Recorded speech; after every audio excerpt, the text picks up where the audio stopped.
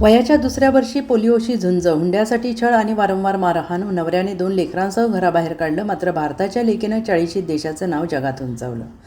स्कॉटलंडमधील Glasgow येथे सुरू असलेल्या कॉमनवेल्थ गेम्स 2026मध्ये भारतीय खेळाडूंनी सुवर्ण कामगिरी करत देशाची मान उंचावली. अशातच कॉमनवेल्थ गेम्स 2026मध्ये महिला F57 गोळाफेक स्पर्धेत सुवर्णपदक पटकावत शर्मिला यांनी भारताच्या क्रीडा इतिहासात सुवर्ण अक्षरामध्ये नोंद होईल अशी कामगिरी केली आहे. शर्मिला धनकर हिने महिलांच्या शॉटपुट F57 गोळाफेक प्रकारात 9.81 मीटरचा या हंगामातील तिचा सर्वोत्तम थ्रो करत इतिहास घडवला आहे. याशिवाय पॅरा ॲथलेटिक्समध्ये भारतासाठी पहिले राष्ट्रकुल क्रीडा सुवर्णपदक जिंकलेला आहे. सोमवारी रात्री झालेल्या या सामन्यात तिने केलेली कामगिरीसह तिने राष्ट्रकुल क्रीडा स्पर्धेतील पॅरा ॲथलेटिक्स पदकासाठी भारताची 20 वर्षांची प्रतीक्षा संपवली आहे. या स्पर्धेच्या पॅरा ॲथलेटिक्स प्रकरणात पदक विजेत्यांच्या मंचावर स्थान मिळवणारी ती पहिली भारतीय महिला ठरलेली आहे. असे असले तरीही हरियाणामधील